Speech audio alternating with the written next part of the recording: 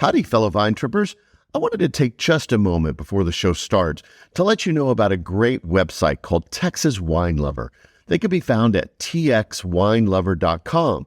And they have a comprehensive website that can become your go-to site for information on Texas wines, winemakers, and the wineries that can be found in this state. They even have a phone app that you can download, and that will help you plan your route to create your own wine trip. So make sure and check them out at txwinelover.com.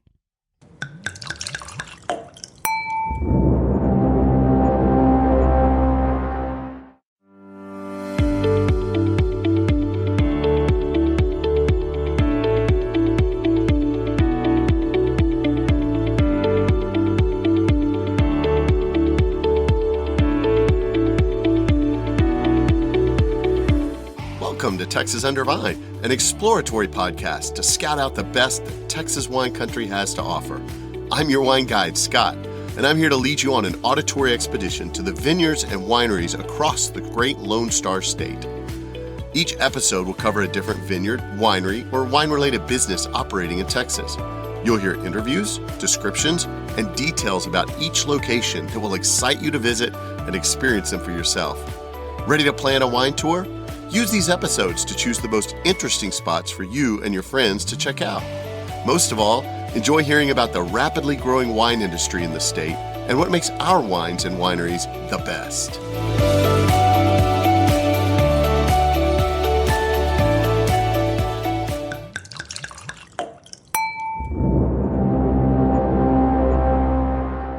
Howdy, fellow vine tripper. Welcome to the very first ever bonus episode for Texas Under Vine. So with these bonus episodes, I hope to provide some great information about some what I call wine-adjacent businesses, where the focus of the episodes are directly towards the wine destinations. There's a lot of different companies and businesses and things out there to help support the wine industry. Things like places to stay when you go to these different wine locations, or wine tour companies, different stores or programs that provide wine from the Texas Hill Country or from all over Texas. And so these bonus episodes are going to be not necessarily following the normal timeline. They'll just be interjected here and there as I get a chance to talk to some of these what I call wine adjacent businesses.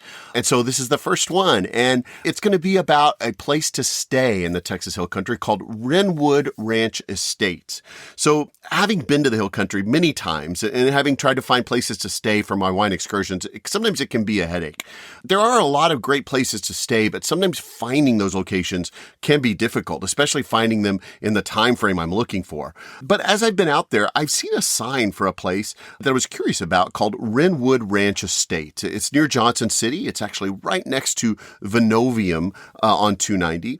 It is a group of cottages owned by a couple, Chad and Keisha Watkins, and they've created these cottages. They've hand-built these places for people to stay while they're going out there on the road to do these visits to different wineries and places all through the Wine Road 290. So I decided to check it out, and my wife and I went down there for a stay. We stayed at one of the cottages there, and while I was there, I was able to actually sit down and talk to Chad and Keisha a little bit about their vision and kind of what they've done with this place. Tell you a little bit about it real quickly. It is in the heart of the 290 Wine Road. It's close to Johnson City and next to Vonovium, like I said. They are on about 14 acres. Chad and Keisha Watkins are the owners. They built all of this themselves. It's very much a family venture. This isn't a corporation or something that kind of is building these locations. They actually had this dream to put this all together, and I don't want to take away from their interview, but they had this dream to put this whole place together and build this whole thing themselves. They do all of the work, and they bring friends in and family in and people to help them build these things.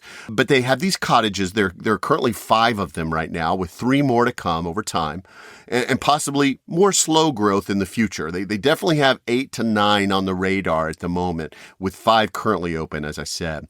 They have both cottages with stoves and cooking materials. So if you want to go out and make your trip, stay there and cook your own food, they have grills out on the porch porches, so you can actually grill food out there as well. They have a fire pit, kind of a communal fire pit where you can go hang out with others, or you can just stay by yourself in your own cottage. And like I said, some of them have stoves. They even have some that they call simple stays that don't have the cooking utensils and the stoves and all that. So if you know you're just going out maybe for a wine pickup party and you just want to have a place to stay for the night before you leave the next day and you're not worried about food and cooking and all that, they have the simple stay options as well. They can handle groups. So if you wanted to do a takeover and several of your friends all get different ones of the cottages, so you kind of have the whole place, you can do this takeover. Great, again, as I said, for those wine pickup parties on Sundays. So you don't have to worry about going to these great pickup parties, drinking lots of great wine, and then making a drive home. You could stay at one of their locations and drive home the next day when you're sober. That's always the best idea. They have very easy check-in and check-out processes. They try to make things as simple as possible for you. And they have this really cool walking trail to Vinovium next door, which one great little advantage is Vinovium is one of the wineries that actually stays open late. So a lot of nights, Vinovium will be open till 9 p.m. And you can, like I said, walk this walking trail directly from the cottages next door to Vinovium, enjoy some great wine there, and then not have to worry about driving anywhere. You just walk right back to your cottage. So it's very convenient. My wife and I were able to enjoy that, especially on the first night we got there after a long drive in, to be able to check into our cottage and then walk next door to Vinovium and enjoy a drink there was a lot of fun. So like I said, we had the privilege of staying at the estates recently for our anniversary for a trip that we went to visit some wineries. And during that stay, I sat down with Chad and Keisha and was able to spend a few moments with them to find out more about how they built this property and what their vision is for it. So let's hear directly from them so you can get a better feel for it.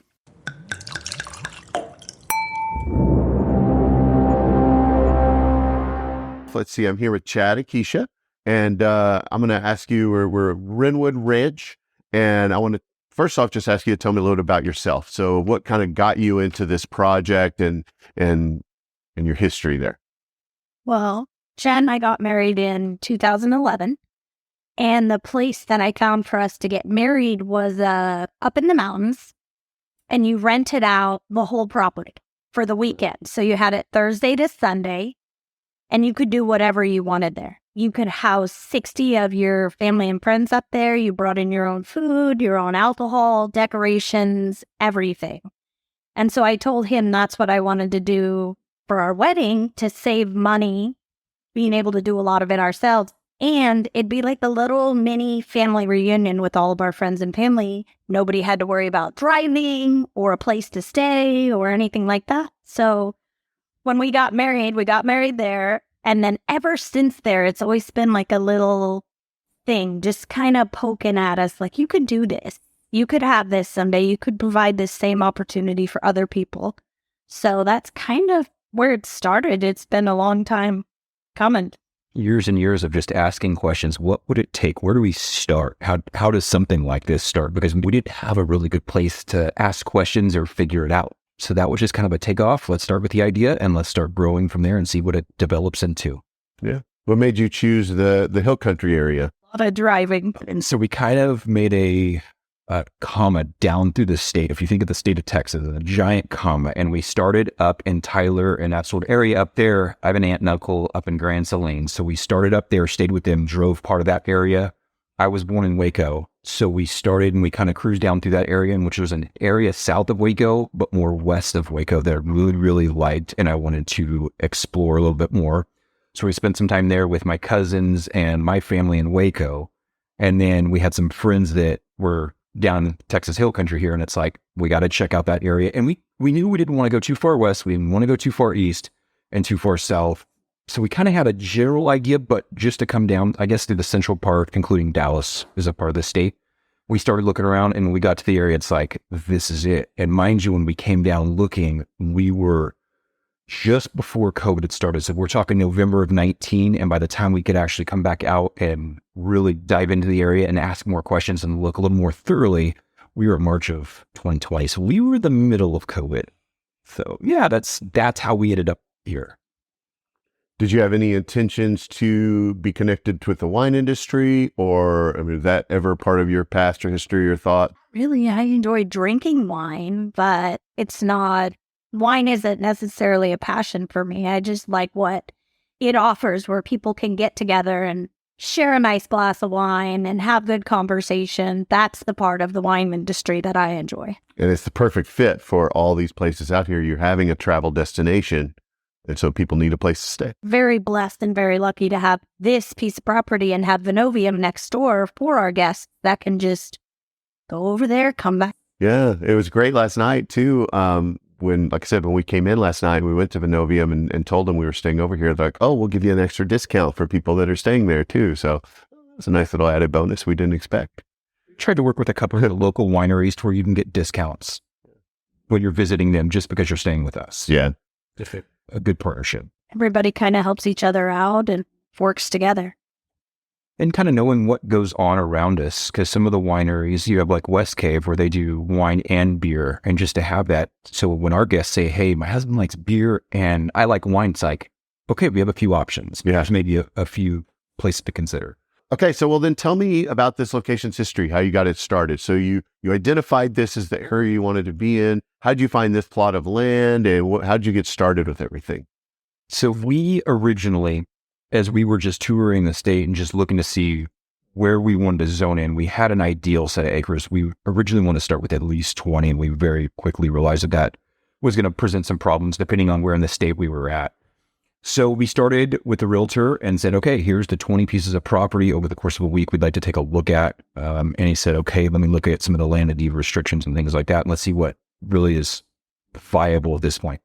That list became 4 within a matter of 15 minutes or so. And there was 2 places that were up towards Willow City, north of Fredericksburg. And then there was 2 places here in Johnson City.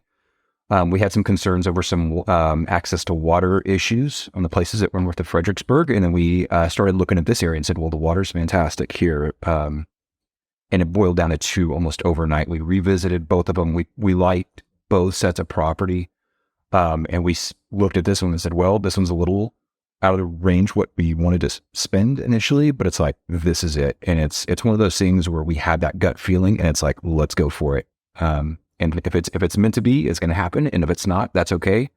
We'll keep looking. So it was a larger list and very quickly dwindled down, and everything, all the doors opened, and before we knew it, we were starting the project. We didn't know much about the area when we came down here, but we knew the name 290. And so when we found this property, it's on the 290. Okay, people can find us. That's going to be important, that people can find us. So it was like, okay. And then my whole big thing was I wanted lots of trees. And we looked out. So when we bought the property, as you driving off to your right, where it's heavily wooded, that's what the entire property looked like. In May of 2020, when we closed, no power, septic, water, and we just started building and making contacts with well companies and septic and the power company and figure out what steps need to be taken and at what speed and what timelines, and just start navigating that. COVID was very real, but it didn't, I guess, stop us from making that progress forward. It's just, you're just shifting those puzzle pieces is all we're doing. I think it actually benefited us with the pandemic that was going on because we weren't in a hurry and we had time. People weren't really out and about and doing things, so we could stay secluded in our little piece of property here and get the stuff done. So you've got the place located, you closed on it, you said May 2020. And then I love the fact that I was reading you guys provide that little book with pictures and the story of the place in the room. And so I was looking through that, and I love the fact that you guys built this all yourself. Do you have a history with construction, or what put the idea in your mind of, I'm going to build this whole thing by hand myself? My very first job when I had just turned 16 was at a Halloween attraction, and it was seasonal. So we would start the attraction setting up in September, October, November 1st. The attraction's over. So then we started with the owner's rental property at that point. So he had 12 apartments, and this was, I guess, before flipping became more popular at that point. And he had to gut everything from the walls out. And he had a couple of rental homes in addition to that. And it started off that I didn't know a ton about construction, but he said, hey, I need some help building a fence. Do you know how to build a fence? I said, yeah, I can build a fence. That's easy. Okay, so I built a fence. And he says, hey, I don't have a ton more work, but if you're interested in maybe helping me with some other projects, I'll teach you. And I said, yeah. He said, well, do you know how to do windows? And I said, no. He says, well, I'll teach you if you want to learn. I said, yes, I do. Well, that turned into hardwood floors, that turned into stucco, that turned into siding, it turned into drywall, it turned into kitchens and plumbing and everything. So it started, and this is all probably before I was 18, I would say. So it just started developing at that point. And then I had other flip projects and other just projects that we took on. And there was very few things when we started this I hadn't done. And there was some things when we got out here I didn't need to know how to do. The water wells, that's all going to a separate company. Septic, that's going to a separate company.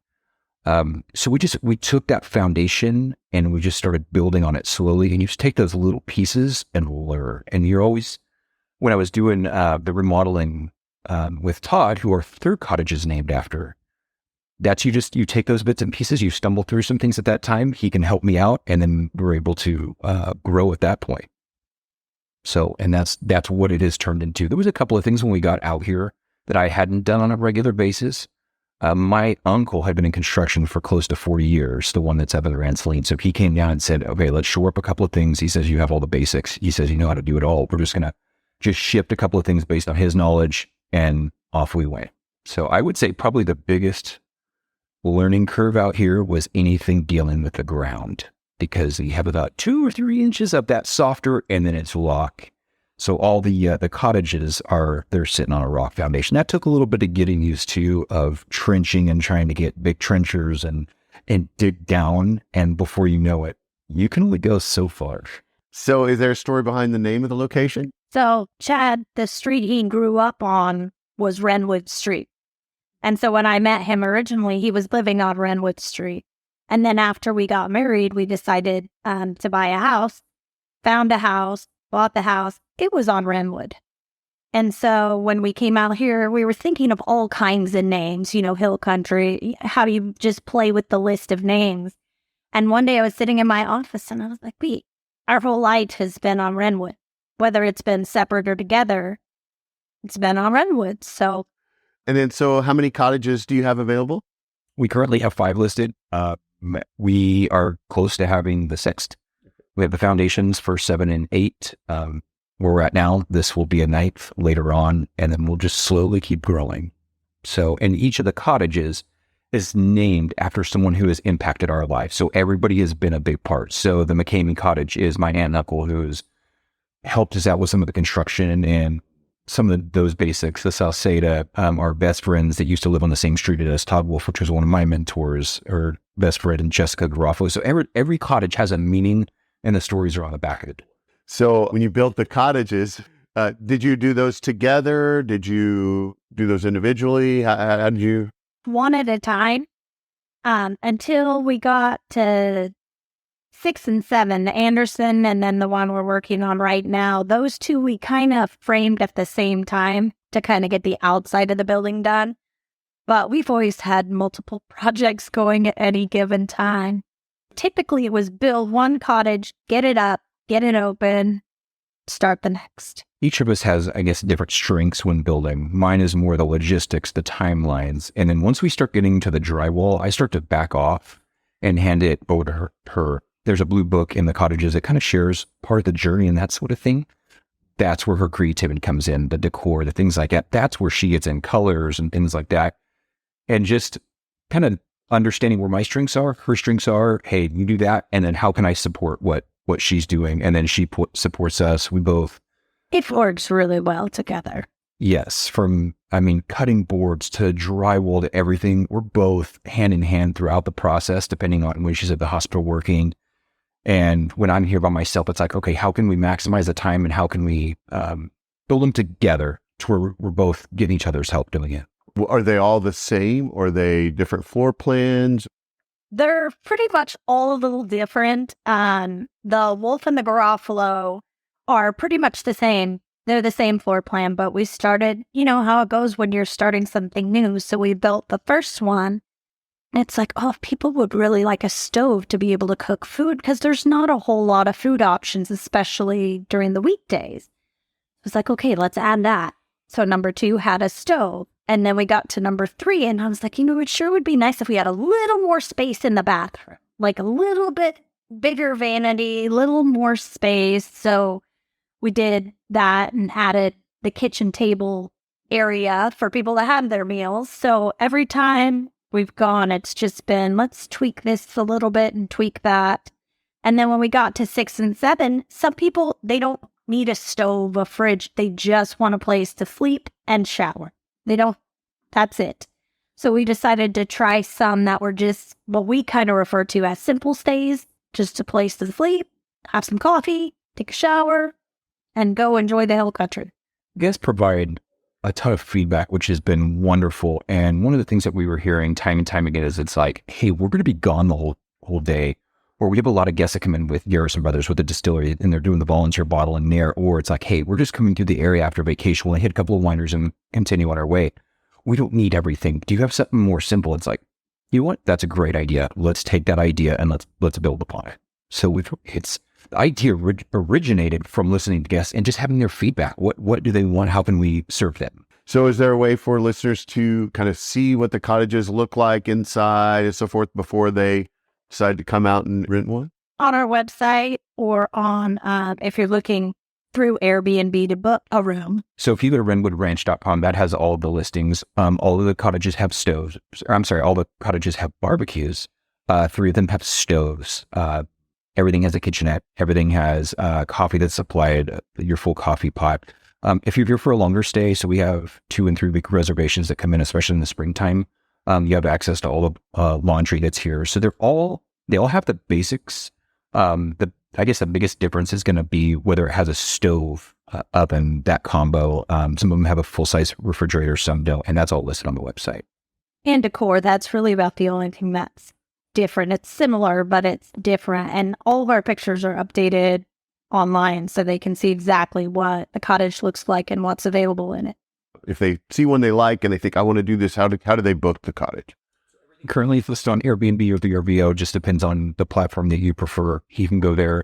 Can they find those links through your website directly to those, or do they need to search for that on? Yeah, VOB. So if you go to our Instagram or Facebook, there's links to our website there. Then the website will take you to either of those. And then a couple of the cottages also have videos to where you can see real-time video. This is actually what it looks like. This is what it comes with. We're not using fancy photography or anything like that. This is real. And have you found there are seasons that are busier or slower than others? Best times to come visit? So for us, once Valentine's Day weekend starts rolling in, that's when it really starts to pick up, especially March and April. And then July is one of the busier months. August is one of our slowest. January is one of our slowest. And then it starts picking up with Oktoberfest. So October, November, especially when the kids are out of school for Thanksgiving break, December with the lights here in Johnson City, that sort of thing. I guess the simple formula is when the kids are going back to school or there's a big end of the year event, it's a slower time. And when the kids are out of school, so your spring breaks, your Thanksgiving breaks, your Christmas breaks, that's when it tends to be a little bit busier. So yeah, January and August are slower. That's when we offer our lowest rates. And then come the spring, it's pretty busy. Just there's a lot of wine pickup parties. There's a lot of events in the area. And are you open 365? Are there blackout dates or minimum stays, number of days or things like that? We do 2-night minimums. Just for us, we've had some challenges getting cleaning help on the weekends. So it's harder to do the 1-night stays. So if we can break that up, we do 2-night stays. During spring break, Thanksgiving break, Christmas break, we do 2-night minimums. If you're coming in, with the exception, we have 1 cottage, soon to be 2 cottages where you can stay for just 1 night. Any, like I said, blackout dates or things like that? No blackout dates for Christmas. There's no Thanksgiving. We're here. It's about how long in advance should a customer think about making a reservation? We always encourage people, you could always reach out to us because like the next cottage that will become available, if we don't have something available, always contact us because I can always put you on a waiting list or something like that. And that's what happened Thanksgiving of this past year. That cottage before it was ever listed, we have multiple reservations just waiting for us to make it go live. There's not really a waiting list. If somebody wants to book, let's say spring break right now, and spring break is full, there's not really an actual waiting list to be put on. If you know it's a busy time of year down here, kids are out of school, people are off work, you want to try to make your reservations pretty good in advance because we do fill up for those vacation times pretty early. Weekends, without question, are one of the busiest times for us. Our second busiest times are like Sunday night. So there's a lot of wine pickup parties and guests don't want to drive home. you can stay for one night. Sundays are a lot easier to get into. Typically, the weekends, though, they're exponentially more in demand than a weekday night. Through Airbnb, if your plans change, as long as you cancel within so many days, then you can do that. It's not, permanent. You're stuck with it once you book it. And we've worked with guests in the past, especially when we have had the 2021 freeze and a couple other things. If the roads get so bad down here that staff isn't going to work and nothing's open, regardless of cancellation policies, let's work together, because we've had more than one freeze down here where the temperatures start dropping so fast that we're within the cancellation window. We refund everybody because we turn into a safety issue at that point. And we want you to come down here and have a wonderful time. If everything's closed, look, let's reschedule you or let's refund you. And we'll leave that up to the guests. It's their choice what they want to do. We've talked about kids several times. Is the place kid friendly? Do people bring kids here? Do you have multiple bed type of settings options if people bring kids? Right now, we only have one cottage that has the option with a pull-out couch. Most people don't bring children. Some people do. Usually it's little ones. It's infants or young kids coming with them. We haven't had a lot of kids. They're perfectly capable of coming and they're welcome to come. Just most of our cottages are built for 2 people. What about pets? What if everybody wants to bring Fido with them or their sugar glider? So we are pet friendly. So we have 3 cottages currently pet friendly, soon to be a 4th. And then we will have 2 that will not be. So you bring your pets. We just ask that the larger pets we discourage. So, but yeah, we have multiple cottages where you can bring a couple of them, and yeah. And we have 2 that are not pet friendly in case you do have allergies to pet dander and whatnot. There's 2 cottages that we don't allow pets in. We have a couple of projects that are in the works, and one of them is just a dog run where guests can take their dogs out. They can sit by the fire and let the dogs run, or just take them out during the day and have a little bit of freedom and do their thing. Are there any maximum kind of group sizes? Like, let's say, I don't know, you said most of them are kind of configured for 2 people, but what if somebody wanted to say, we got a group of people that want to come. Can we do multiple cottages and kind of do a takeover kind of thing? It's great for us because we can be a little bit more flexible. So we try to make it a quiet time here at 9 p.m., want to be respectful of the neighbors, but to be respectful of other guests also. Some people, I would say most people come here for a quiet weekend away. So when we get messages and we'll have people reach out to us and say, hey, we want to rent everything. No problem. That happened, I think, the weekend before Thanksgiving break. Everyone comes in. They're like, do you mind if we stay up and make noise? Oh, no, do your thing. Go for it. So they'll be out to at the fire pit till 1 o'clock in the morning, whatever. And they're all connected, so we don't have to worry about the noise level. And they'll set up in the middle of the driveway. There's a big event coming in April of 2024. And those are things like that where we're going to have groups of people that are all coming in for the same reason. And we flex, I'll just say the rules just because we want everybody. I guess there's a different outcome for that. So yes, to answer your question, we have large groups that come in and they book out the entire place. So what can a listener expect when they come to visit? So they found the one they want, they booked it, they're ready to go. Now they're going to be driving in. What's the check-in process, check-out process? What does that look like for a listener? It's very simple. They will receive their instructions in email, and it will have the code to get into their cottage. And it's come before 9 p.m. Check yourself in. You've got your own key to the place, so you just take that with you wherever you go, and it's yours. And then check out? We try to keep the check-in and check-out process as easy as possible. So we'll send that information to you 9 a.m. the day before. Come in, check in. You don't need us for anything. There's a lot of times if we're out of town, you won't see us. Do your thing. As far as checkout, we just ask you to return the key to the key box.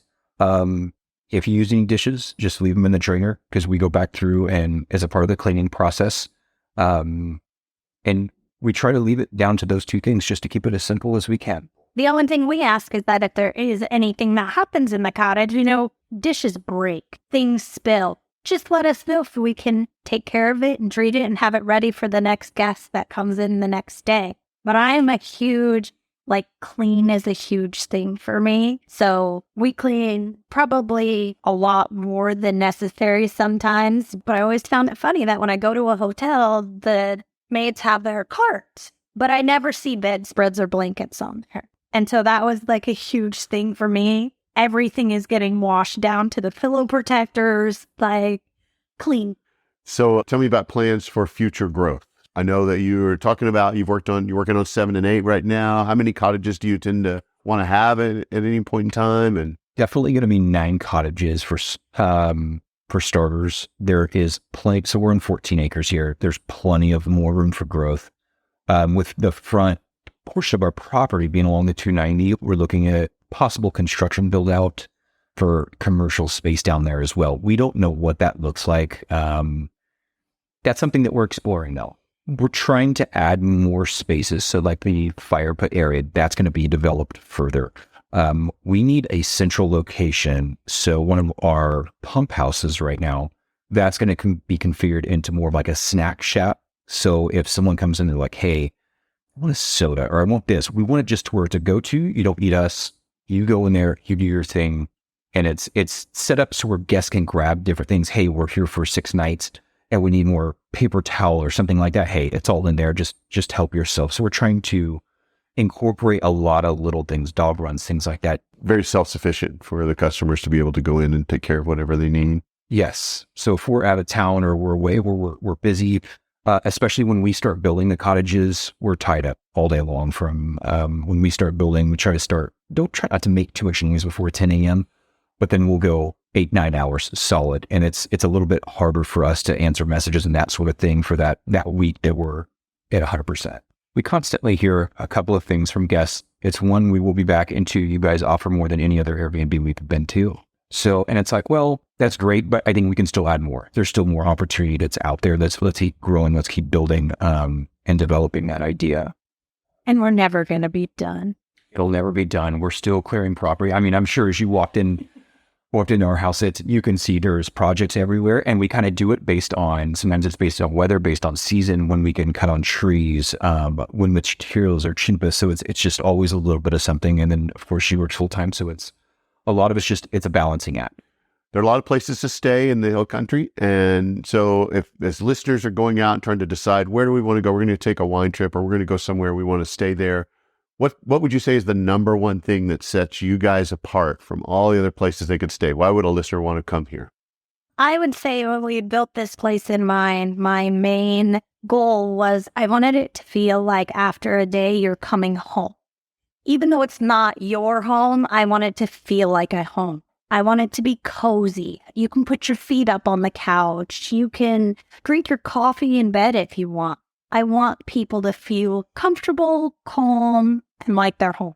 We always encourage guests, hey, reach out to us. If you have questions or something goes wrong or whatever, reach out to us. Let me see if we can guide you. So right now we're having a lot of reservations for Valentine's Day. And when I see the reservation come in, my next response to them is, if you're planning on eating at fine dining, hey, here's maybe a couple of suggestions, but wherever you choose, make that reservation now. Or if guests reach out to us and they're like, hey, we're members of X winery and we love it there, but we're looking for a new place, reach out to us and we'll at least hopefully be able to help guide you on something else that may be, that you may love.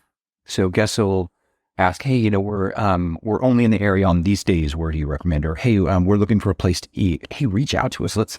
How can we help you? Or if there's an issue or if something comes up, hey, just reach out, let us know. Let's see how we can how we can help you, at least guide you and hopefully help enjoy the Hill Country experience more. I guess the only other thing I would add is that a lot of times people only know Fredericksburg. They only know the wineries in Fredericksburg. And if you actually look at a map of wineries just within this area, how many did you say there were? So we have 35 wineries, breweries, and distillers within 10 minutes of our front gate. And that number is growing. Everything is starting to head towards Johnson City, but most go to Fredericksburg. And it's slowly starting to work this direction. And a lot more of the wineries are offering food options. So that's a good thing to look up, not just the restaurants, but which of the wineries, how late they're open, and do they offer sandwiches or pizzas or food options. And we've mentioned if you get the Texas Wine Passport, and let's say you want to start in Burbank, or you want to go down south, or you want to head towards Dripping, Johnson City is more the central location to everything. It really depends on what you want to do. The Wine Passport, in our opinion, is a great way just to try the new wineries you haven't tried. try a couple on the way in on the passport, do your normal, or maybe try a few more on your second day you're here, and then on the way out of town, one or two more.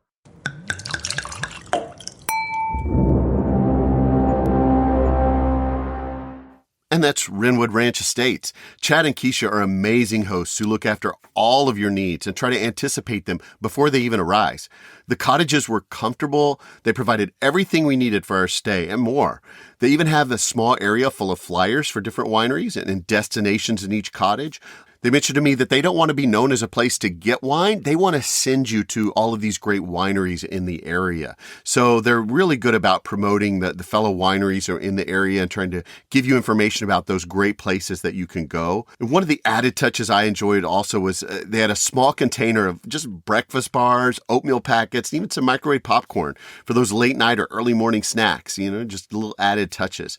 You can bring your own food and cook either in the kitchen if you have a stay at a cottage that has the stove, or on the grill of the cottage. I think Chad had mentioned that all of them have a grill, whether or not they have a kitchen or not. You still will have access to a grill out on the porch. The decorations were beautiful inside. It was very tastefully done. Keisha did a great job of putting the inside of these places together. They even provide trash service if you need it. So if you fill up your trash for whatever reason, you can just put it right out on the porch and they will come pick it up and haul it away for you. There was an added bonus too on the table in the cottage. There was this book that they had created full of pictures and the stories of their journey in creating this whole place at Wrenwood Ranch. It provides this really personal touch to the whole experience. It's nice to know that we're supporting real people out working to make this a fun place for you to stay on your trips.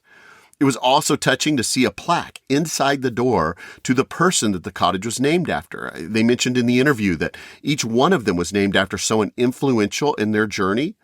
And so being able to see that and to see the person that the cottage was named after and kind of impact that they had had in their life was really touching and really neat added touch.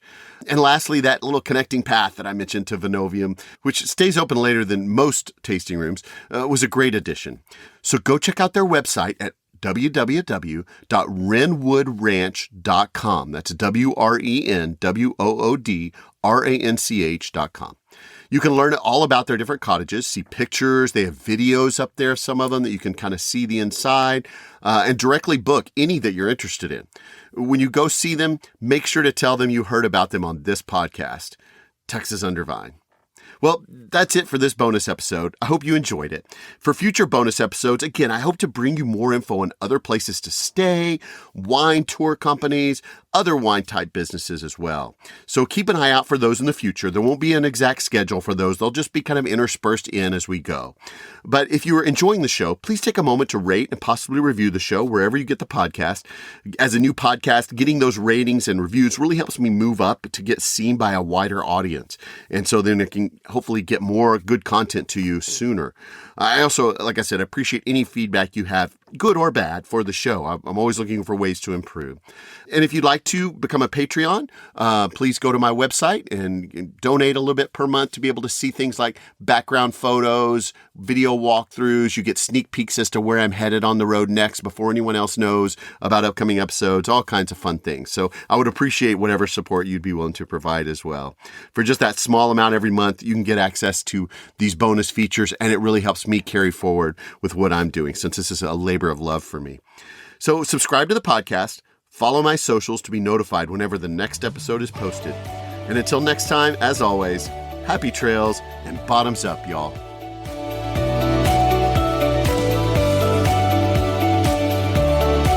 Thanks for listening to Texas Under Vine. We strive to provide you with the best information about wine businesses all over Texas.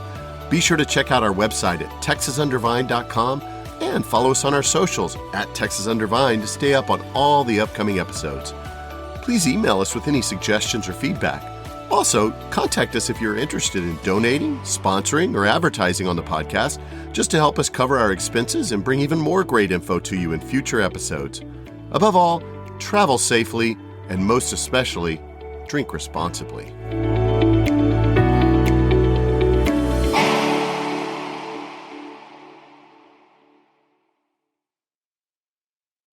Don't forget to also check out the Texas Wine Lover website and their phone app. If you want to plan a trip to the wine destination I talked about in this episode, The site for Texas Wine Lover and their phone app that you can download will really help you organize a trip so you can go see them. You can check out all of the goodness that I got to experience while I was there. But as you're planning your trip, while you're on their website or their app, you can also find out things like accommodations, restaurants, and even some fun events and things that are going on at the wineries, and maybe even find one that you want to experience as part of your wine trip that you never even expected. So check them out. Again, it's txwinelover.com.